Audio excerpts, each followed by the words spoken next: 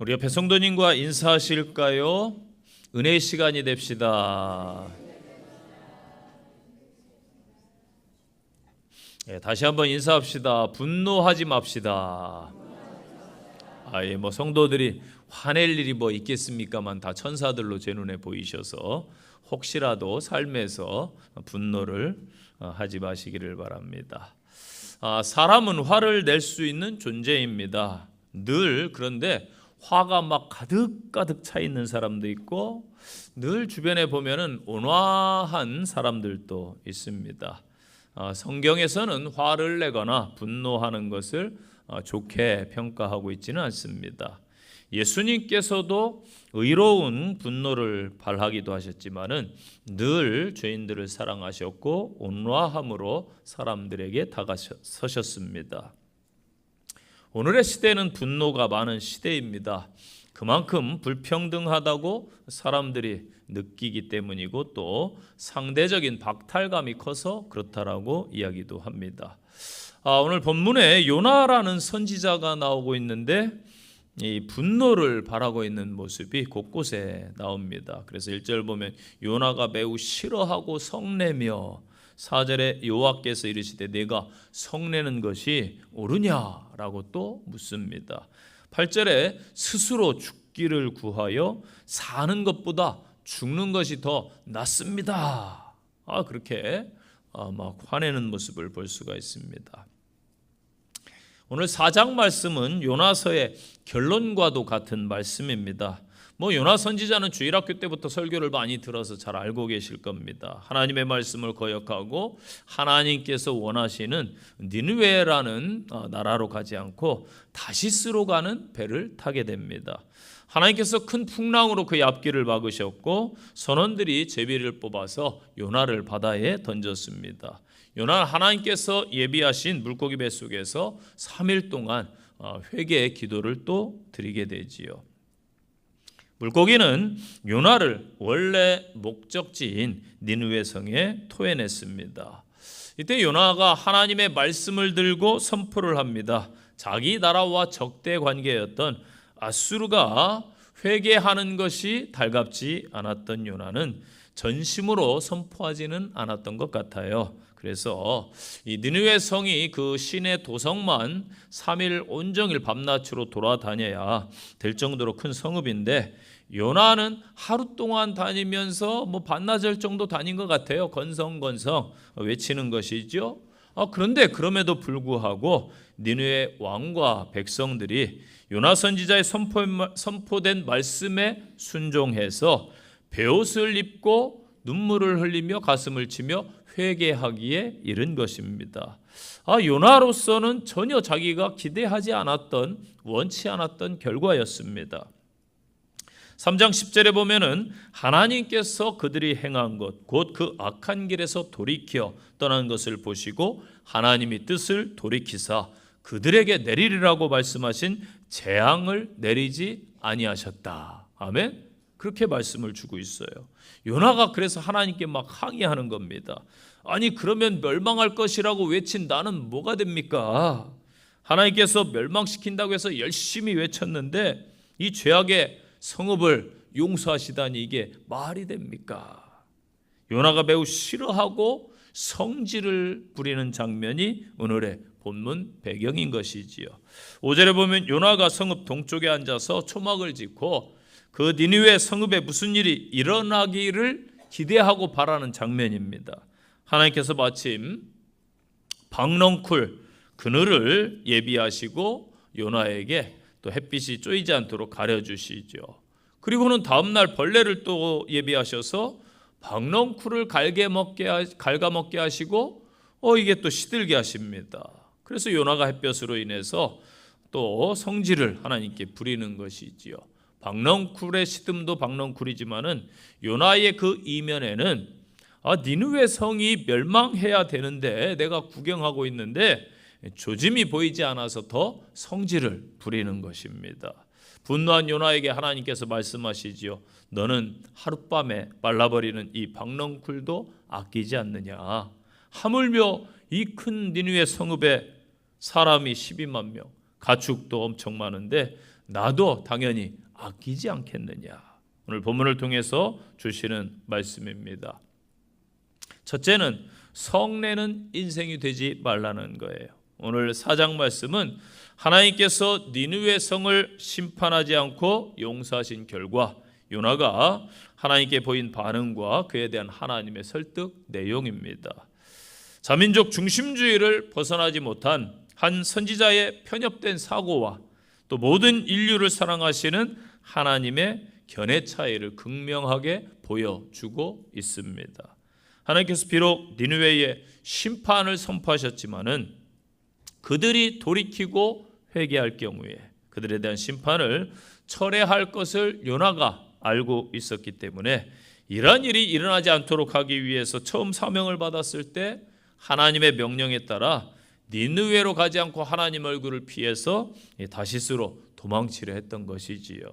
요나는 불순종에 대한 대가로 죽을 고비를 넘기고 또 다시 니느웨로 가서 하나님의 심판의 메시지를 선포했습니다. 그런데 그 결과 니느웨 백성들이 철저히 회개하는 역사가 일어납니다. 하나님께서 심판의 재앙을 거두시고 용서를 베푸시자 요나가 극심한 분노를 표출하고 있는 것입니다. 여러분, 우리 뜻대로 인생이 되는 것이 아닙니다. 그래서 많은 사람들이 분노를 합니다. 다 내 마음대로 좀 돼야 되는데 그렇지 않으니까 막 짜증이 나고 화가 나고 분노를 표하는 것입니다. 여러분, 아이들을 키워보셨죠? 네, 제가 질문을 할게요. 아이들이 착합니까? 나쁩니까? 네? 대답 못하겠어요? 우리 손주 들을까 봐. 착한 아이도 있고 나쁜 아이도 있습니다. 보면 어떤 때는 착한데 어떤 때 악마야. 어떻게 저런 생각을 해? 이럴 때 있습니다. 순자와 노자의 성선설이 맞다, 성악설이 맞다, 이걸 묻는 게 아니에요. 성경의 답은 정해져 있습니다. 모든 인간은 아이나 노인이나 장년이나 중년이나 청년이나 죄인이라는 거예요. 죄인입니다. 아이들 배부르고 자기 좋아하는 장난감 사주고 만족이 되면은 놀아주면은 까르르 까르르 얼마나 웃고 기쁨을 주는지 몰라요. 그런데 마음에 안 들어 보세요. 내 마음에 안 들면 말도 못 하는데 무슨 말인지도 모르겠고 뭘 원하는지도 모르겠고 막 앞뒤 안 재고 성질 부리고 집어던지고 뒤집어지는 그런 아이들도 아마 경험할 겁니다. 행패 부리죠. 자, 이 아이들도 갓난아이인데도 막 악하고 나쁜 성향이 있어요. 왜 그럴까요? 죄인이라서 그런 거예요. 인간은 죄인이기 때문에 그렇습니다. 자, 이 요나의 성품이 인간의 본성이라는 거예요. 이 본성대로 모든 사람이 살아간다면은 이 세상이 어찌 되겠습니까? 맞아요. 노아 시대처럼 심판을 당할 겁니다. 현재 지금 21세기 지구촌에 저희들이 살아가고 있는데 지금 시대가 그래요. 심판이 어떻게 보면 눈앞에 다가왔다. 깨달아야 돼요. 그렇기 때문에 이 땅에 무엇이 필요하다? 복음이 필요한 거예요. 믿습니까? 예수의 심령으로 사람들이 변화되어야 좋은 사회, 좋은 나라, 좋은 세상이 오는 것이지요. 요나의 이 성품이 변해야 되는 것입니다. 저와 여러분이 요나예요. 저와 여러분의 성품이 변해야 되는 것입니다. 여러분, 예수 이름으로 변화되셨습니까? 아멘. 아이고, 1부 예배 때보다 대답이 너무 적어요. 더 많이 모였는데 2부 예배 때는 다시 묻겠어요. 여러분은 예수 그리스도의 이름으로 변화되셨습니까? 아멘. 확실히 대답해야 돼요. 나는 예수 믿고 변화되었습니다. 변해야 되겠죠. 아직도 작은 것에 화내고 이리 일비하며 분노하고 계시진 않으신지요? 화내지 말라는 게 아니에요. 저도 막 운전하다가 화낼 때가 있어요. 막 신호위반하고 막 들어오는 차들 보면 하다가 저 차 왜 그래 하고 막 화냅니다. 크랙션도 울리고 자식 잘못하면은 때로는 막 화내고 회초리도 들었어요. 화내지 말라는 게 아니에요. 교육할 땐 또 해야 됩니다. 그런데 분노까지 가서 죄짓지 말라는 거예요. 그래서 에베소서에서도 해가 지도록 분을 품지 말아라. 아멘. 요나가 화내는 지점이 뭐냐? 바로 니느웨예요. 니느웨. 당시에 아수르 주변국들을 막 괴롭히는 나쁜 존재입니다.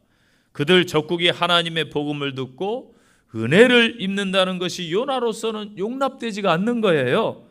이 성품이 문제입니다. 아직 변화되지 못해서 그런 것이죠. 누가복음 15장에 탕자의 비유가 나와요. 탕자가 용서함을 구하고 집에 왔을 때 아버지는 어떻게 했어요? 용서하죠. 당연히 아버지니까. 그런데 의인이라 자부하고 집을 지켰던 형은 어떻게 해요? 용서하지 않습니다. 요나가 그래요.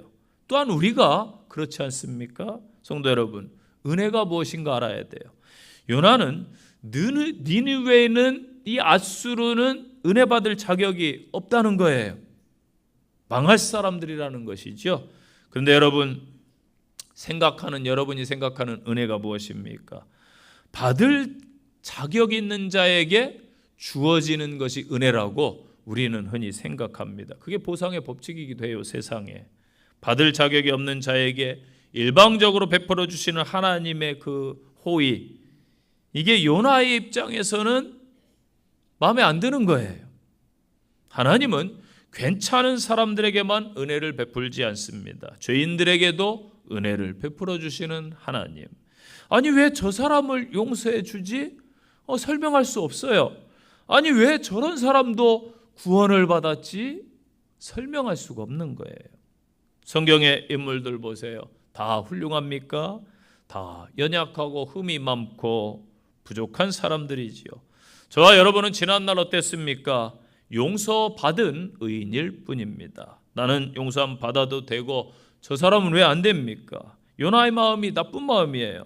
이 요나라는 이름의 뜻인지 비둘기하면 딱 우리는 어떤 생각해요? 성령 생각하고 평화의 상징을 생각하지 않습니까? 그런데 요나는 못된 비둘기인 셈이지요. 나는 복 받아야 되고 나는 은사 받아야 되고 나는 또 봉사 헌신해야 되고, 그런데 왜 나보다 못한 저 사람도 봉사하고 저 사람도 은사 받고 저 사람도 은혜 받고 그런지 모르겠지요. 저도 몰라요. 하나님의 은혜일 뿐입니다. 저희 이제 신학교 동기들 중에 많은 동기들이 있는데 저를 향해서 예전에 그랬어요. 전성수 목사가 어떻게 목회하는지 모르겠다고. 옛날에 신학교 다닐 때 봤을 때는 전혀 목회할 것 같지 않은 친구였는데, 저도 말합니다. 내가 왜 목회하는지 모르겠다고. 나도 하나님의 은혜로만 저는 설명해요. 하나님의 은혜로 지금도 목회함에 감사를 하고 있죠. 여러분은 어떻습니까? 본문에서 요나가 매우 싫어하고 성질을 부렸다는 사실이 이제 원어로 좀 보면 더 생생해요.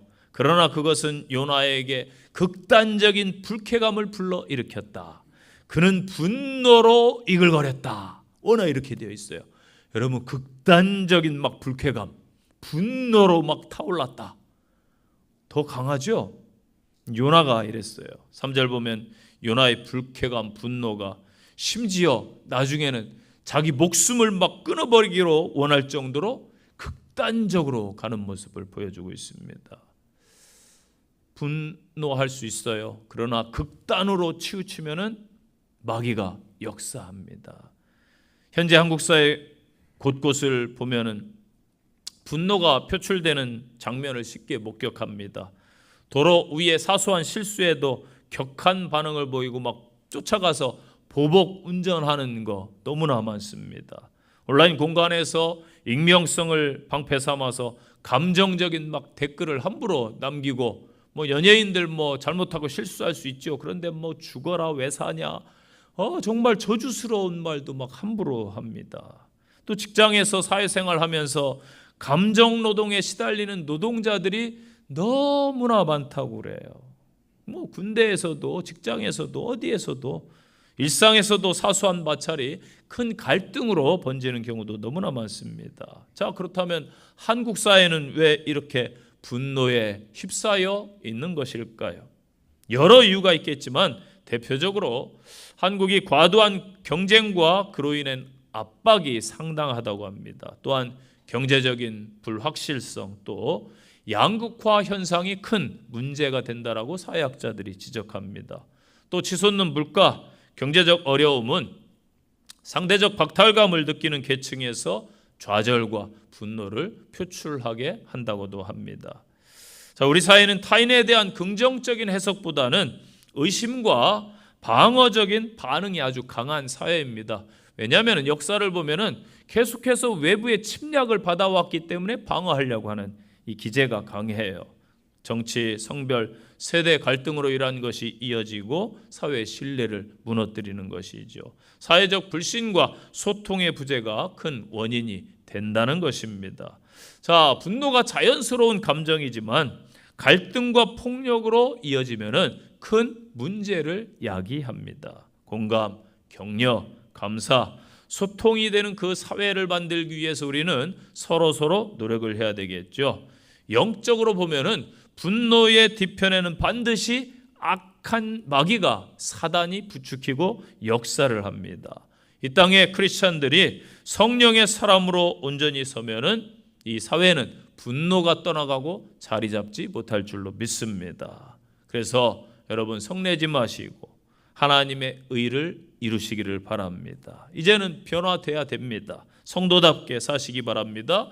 나부터 분노 사회에서 벗어나서 따뜻한 사회, 따뜻한 나라가 되도록 온전히 하나님의 사람으로 다시 서는 성도들 되시기를 간절히 축복합니다. 두 번째, 아끼지 말라라는 말씀을 주고 있어요. 자, 10절에 보니까 이 박넝쿨을 아꼈거든. 요나가 무엇을 아꼈다고요? 박넝쿨을 아꼈습니다. 쉽게 말하면 호박넝쿨을 아낀 거예요. 박 있죠? 하얀 박 아꼈습니다. 그런데 정말 아끼지 말라는 말씀은 분별해서 아껴야 될 것은 아끼고 아끼지 말 것은 아끼지 말아야 된다라는 거예요. 하나님은 요나가 하나님의 일을 하면서 괴로움 겪고 있는 것을 보시고 박넝쿨을 예비하셨습니다.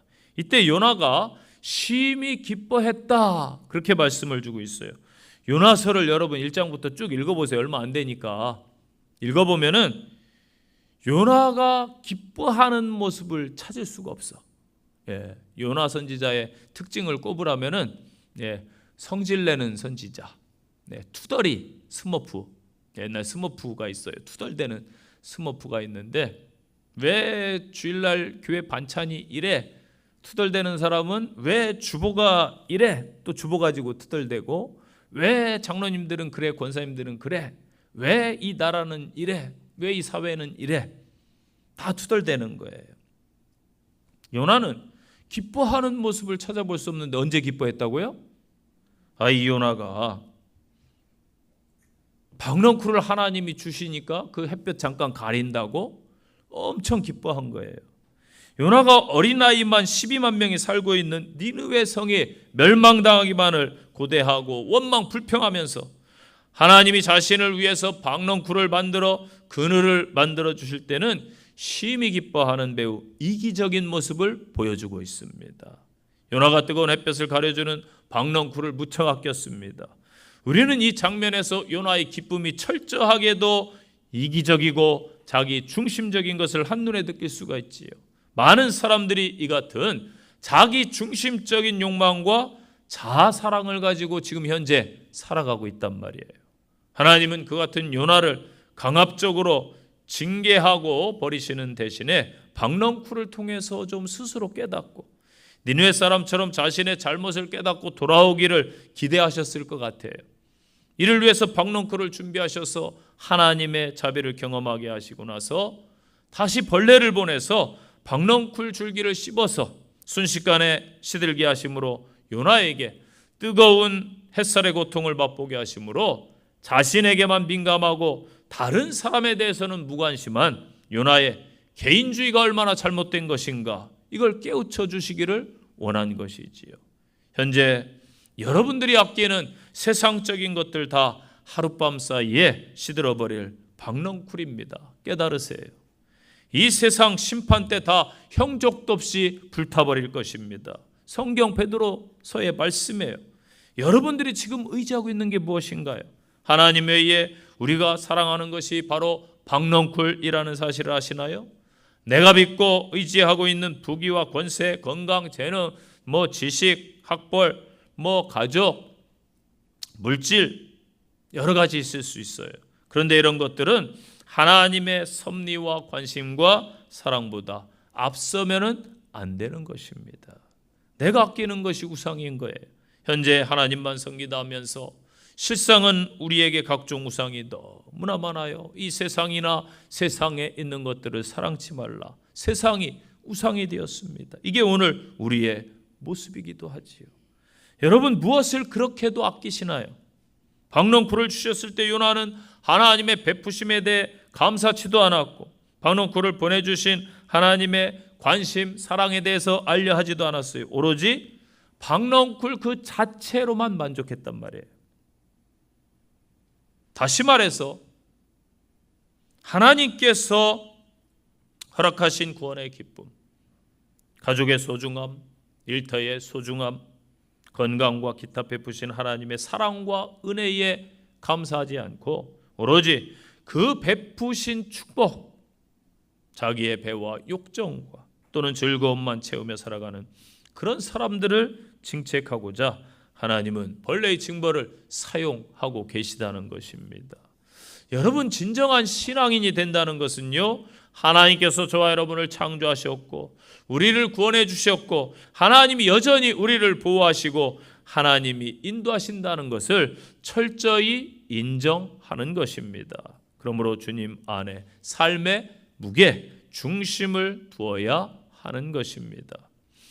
몇 주 전에 심수련회 기간 중 양화진 선교사 묘역을 방문했습니다. 선교사님들의 그 일대기도 관람하고 그분들의 유품도 보았습니다. 그리고 실제 묻힌 묘역도 돌아봤습니다. 많은 성도들이 뜻깊은 시간이었고 또 그렇게 고백해서 감사했습니다. 비가 오고 궂은 날씨였지만은 은혜로운 시간이었습니다. 꽃다운 나이에 우리 조선 땅을 위해서 자신의 목숨을 내준 한 여성이 양화진에 잠들어 있습니다. 조선 땅에 25살의 나이에 와가지고 몸이 악화돼서 급성 맹장으로, 지금이야 뭐 맹장은 병도 아니라고 하지만 그 조선시대는 또 달랐습니다. 안타깝게 이 땅에서 순교했습니다. 루비 캔드릭의 묘가 있습니다. 캔드릭은 1883년 1월에 미국 텍사스에서 출생했어요. 1905년 캔자스 여자 성경학교를 졸업한 직후에 선교사로 헌신합니다. 그래서 2년간 준비를 하고 1907년 9월에 텍사스 웨딧 청년의 후원을 받아서 미국 남감리의 선교사로 조선 땅에 첫 발을 디딥니다. 그래서 내한한 직후부터 이 개성에서 교사로 헌신을 합니다. 그곳에서 아침 기도회를 인도하고 영어를 가르치고 또 아픈 아이들을 간호하는 일을 헌신했습니다.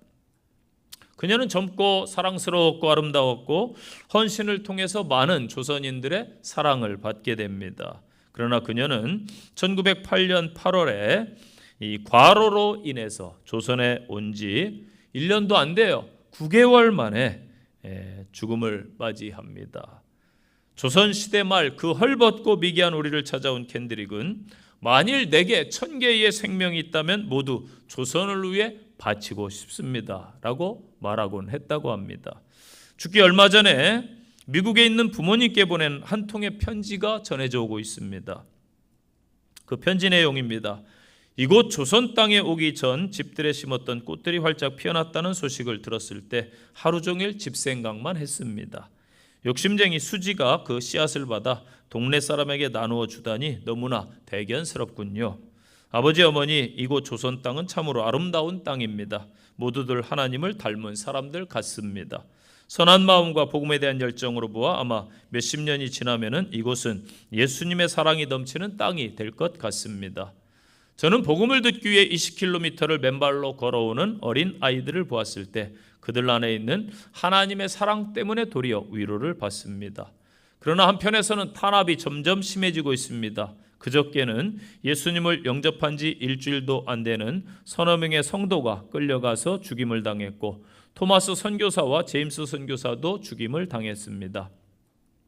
선교 본부에서 철수하라는 지시가 있었지만 대부분의 선교사들은 그들이 전도한 조선인들과 아직도 숨어서 예배를 드리고 있습니다. 그들은 모두가 순교를 할 작정인가 봅니다. 오늘 밤은 유난히도 고향으로 돌아가고 싶습니다. 외국인을 죽이고 그리스도교를 증오한다는 소문 때문에 부두에서 저를 끝까지 말리셨던 어머니의 얼굴이 자꾸 제 눈앞에 아른거립니다. 아버지, 어머니, 어쩌면 이 편지가 마지막일 수도 있습니다.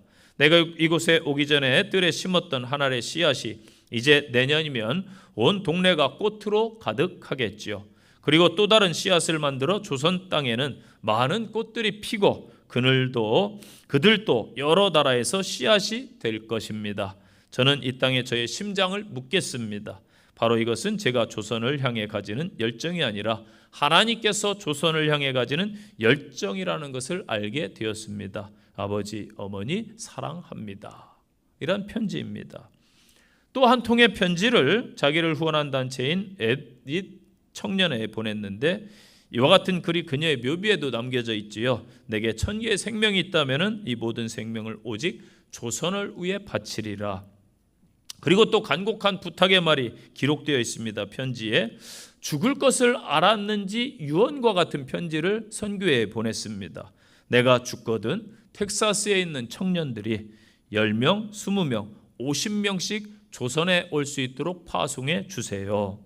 켄드릭의 죽음이 선교본부에 전해졌습니다. 그래서 실제로 20여 명의 젊은 미국 선교사들이 그녀를 대신해서 조선 땅에 복음을 들고 찾아오게 됩니다. 이렇게 해서 우리에게 복음이 전파되었고 그 가난에 찌들고 절망에 짙게 덮여있던 이 나라가 하나님의 구원과 복을 받는 나라가 된 것이지요. 성도 여러분, 현재 여러분이 아끼는 박넝쿨, 금방 시들어버릴 박넝쿨들을 다 내려놓고 이 귀한 선교사님들처럼 오직 진리 되시는 예수님을 위해서 남은 생애를 드리는 믿음의 성도들 되시기를 축원드립니다. 세 번째 주시는 말씀, 분별하게 하라는 것입니다. 기준점이 없으면 사람은 흔들립니다. 분별하지 못해요.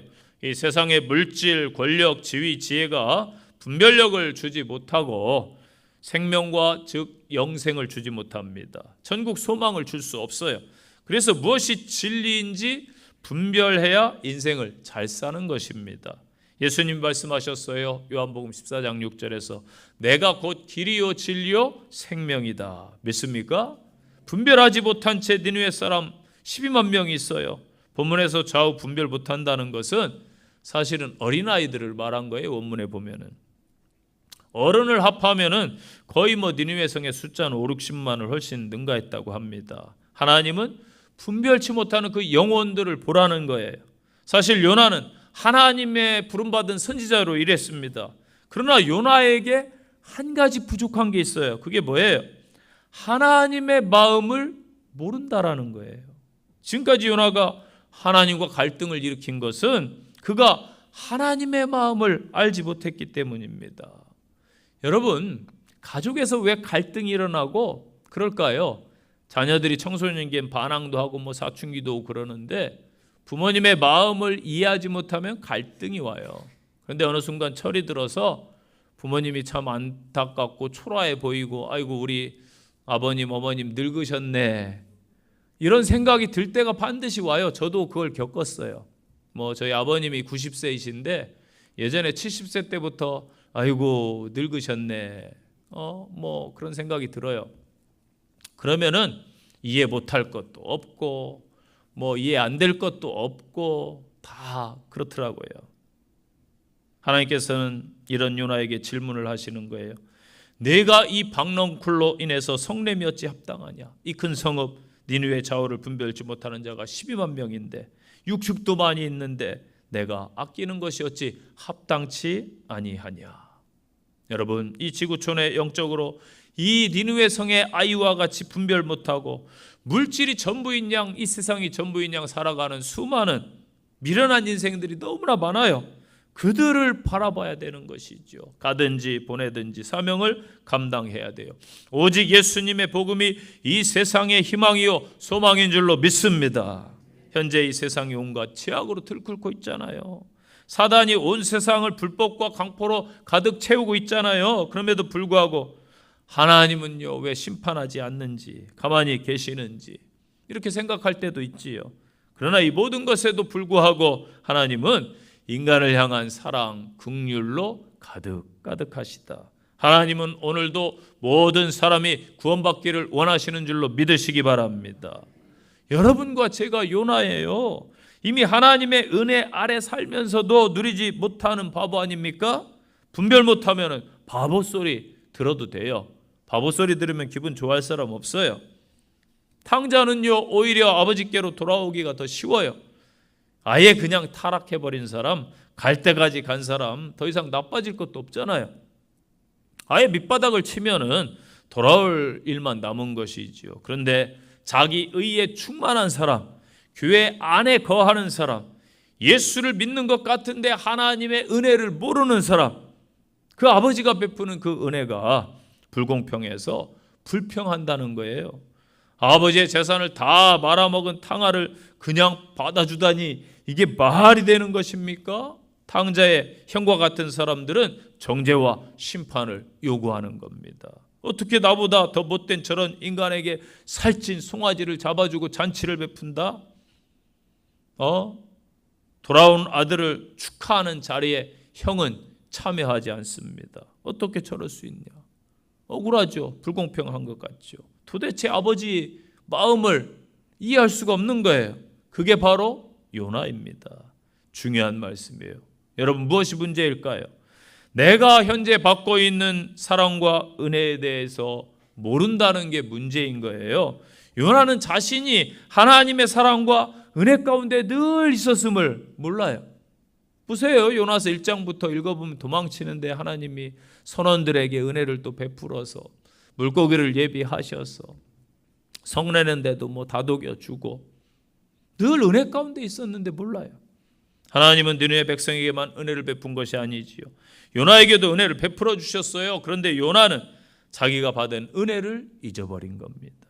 하나님이 우리를 창조하실 때요, 사랑하도록 만드셨어요. 보시기에 좋았더라. 그래서 옆에 성도 보세요. 한번 인사하세요. 보시기에 좋습니다. 예, 보시기에 좋았더라. 좋아야 돼요. 하나님은 사랑하라고 창조해 놓으셨지요. 사랑할 때 어때요? 행복해요. 사랑할 때 행복해요. 길거리를 걷다가 푼수같이 웃고 있는 이 자매를 봤어요. 그때 제가 속으로 그랬어요. 야, 저 통화하면서 얼마나 행복하면 저렇게 깔깔거리고 웃을까. 행복해 보였습니다. 이 사랑하면은 행복해요. 사랑이 뭐예요? 나누는 게 사랑 아닙니까? 이웃과 나누는 게 사랑. 그때 행복해지요. 그런데 그 중에서도 최고의 사랑이 뭐냐? 복음을 나누는 거예요. 복음을 나누는 것. 레베카 피벳 여사가 쓴 책이 있어요. 빛으로 소금으로라는 오래된 책인데 여기에 이런 내용이 실려 있습니다. 이 저자가 미국 오레곤주에 있는 포틀랜드의 한 대학에서 사역을 하는데 대학생을 만났어요. 이름이 빌이라는 이 남학생입니다. 그런데 빌은 항상 뭔가에 골똘하게 빠져 있는 것 같아요. 예, 항상 불러도 잘 대답도 못하고 뭐 자기 세계가 있는 것 같아. 그리고 뭐 머리카락은 늘 새집지고 헝클어지고 눈이 오나 비가 오나 항상 맨발로 돌아다닙니다. 예. 그런데 이 빌이 그리스도인이 되었어요. 그 당시 그 대학 건너편에 한 교회가 있었는데 대학 사역을 위해서 활성화를 위해 애쓰던 그 교회였습니다. 그래서 늘 대학생들을 따뜻하게 교회가 맞이했습니다. 어느 날 빌이 그 교회에 가서 예배드리고 싶은 마음이 생긴 거예요. 그래서 교회로 찾아갔습니다. 물론 청바지에 뭐 찢어진 티셔츠에 머리는 산발이고 당연히 맨발이었습니다. 그런데 그날따라 좀 늦게 왔는데 자리가 없는 거예요. 빌이 저 뒤에서 이제 들어오는 거예요. 상상을 해보세요. 쭉 들어와서 훑어보는데 자리가 없어요. 앞까지 왔습니다. 사람들의 시선이 다 누구에게 쏠려요? 이상하게 생긴 청년에게 쏠리는 거예요. 그래서 맨 앞줄에 자리가 없으니까 그냥 앞밭 통로에 그냥 털썩 주저앉아 버렸습니다. 쭈그리고 앉았어요. 장래에 이제 긴장감이 감도는 거예요. 그때 갑자기 저 뒤에서 나이가 느긋한 노신사 한 분이 일어나서 뚜벅뚜벅 빌에게 걸어가는 것입니다. 그래서 빌을 아는 대학생 친구들이 큰일 났다 생각을 하는 것이지요. 빌을 모르는 저 노신사가 어떻게 빌을 그리스도인이라고 생각하겠어. 꾸중하기 위해서 저분이 다가가는 것 같아. 그래도 뭐 저분을 탓할 수는 없지. 빌의 모습이 문제인 거야. 뭐 이렇게 생각을 하고 있는데 그 노신사가 빌에게 다가가더니 모든 교우들이 쥐죽은 듯이 조용히 그 노신사의 행동을 지켜봐요.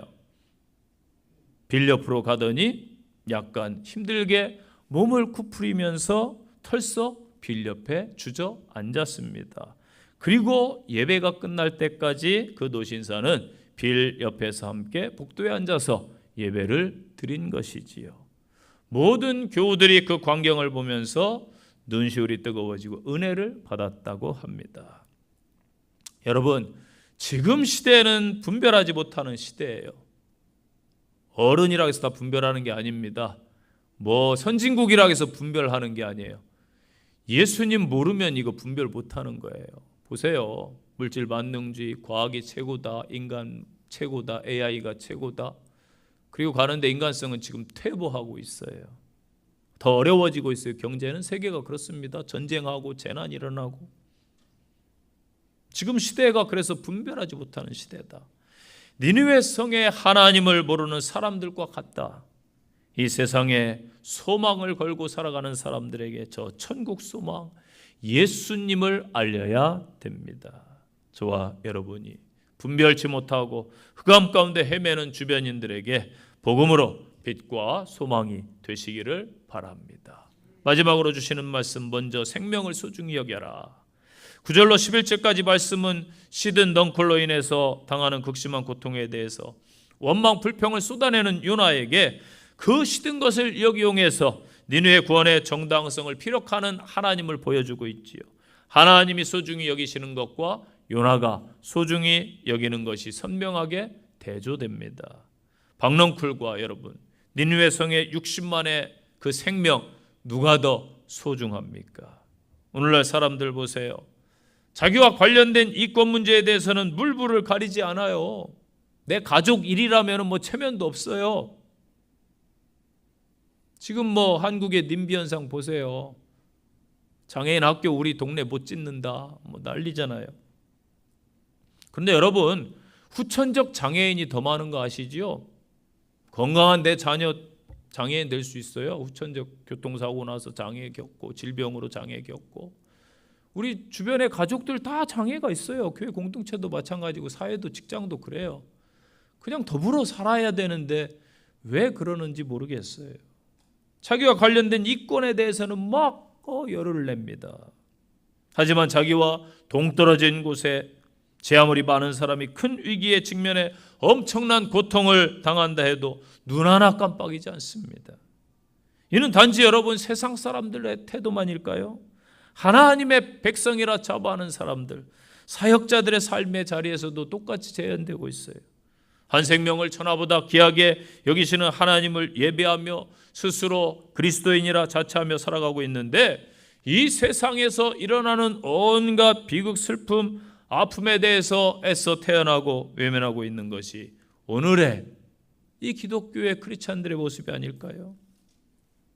자신의 작은 불편함이나 어려움은 침소봉대하면서 이웃의 극한 가난과 고통은 애써 외면하고 오로지 자신의 잘 먹고 잘 사는 것에만 온갖 관심을 두고 살아가는 것이 이 땅의 크리스찬들의 현 주소라는 것이지요. 주일에 버젓이 예배하시면서 자신이 그리스도임을 내세우면서 세상에서 일터에서 온갖 부정과 불의를 일삼고 살아가고 있지 않습니까? 그들이 행하는 불의, 부정은 모두 자기의 이기적 욕망을 채우는 동시에 타인의 삶을 망가뜨릴 수도 있다는 거예요. 또한 하나님의 말씀을 부여받은 사역자들이라 자처하는 이들 중에도 자기의 현실적 이익, 교권 등의 이것을 위해서 타인의 영적 생활을 함부로 망가뜨리고 믿음이 약한 자들을 막 실족시키는데 서슴지 않는 자들도 많습니다. 성도 여러분, 오늘 말씀을 통해서 우리는 요나가 얼마나 어리석은 고집을 내세웠는지 확인했어요. 우리도 요나처럼 그렇게 될 수 있습니다. 이기적이고 개인적인 삶만을 강조하는 이 세대 가운데 우리 역시 타인의 생명을 소홀히 하고 자신의 이익만을 위해 살아갈 수 있는 존재라는 것이지요. 우리가 하나님의 백성으로 살아가기를 원한다면은 한 생명을 천하보다 소중하게 여기고 잃은 생명 하나를 얻고자 목자가 잃은 양을 애타게 찾듯 찾으시는 하나님의 마음을 품어야 될 줄로 믿습니다. 우리의 생명이 소중해요? 우리의 것이 소중해요? 그럼 타인의 생명도 소중하고 타인의 것도 소중하지요. 내가 소중하면 너도 소중합니다. 이제부터 더 귀한 것을 볼 수 있는 성도, 하나님의 마음을 품은 성도로 거듭나시기를 축원드립니다. 결론의 말씀입니다. 오늘 본문의 요나의 모습은 앞서 1장에서 요나로 인해서 풍랑을 만난 선원들의 면모와 극한 대조를 보여줍니다. 1장에서 선원들은 어떻게든 사람의 생명을 지키고자 배에 있는 모든 화물, 이거 수입하고 수출하는 건데 자기의 전 재산인데 바다에 아낌없이 내던지지요. 그 물품들 전 재산 아닙니까? 비록 요나로 인해 배가 풍랑을 만났고 요나가 명백한 죄인임이 밝혀졌고 요나 자신이 바다에 자기를 던지라고 청혼했을 때라도 그를 바다에 던지는 걸 주저해요. 도리어 어떻게든 자기들의 힘으로 위기를 타개하고 요나의 생명을 구하려고 그렇게 했단 말이에요.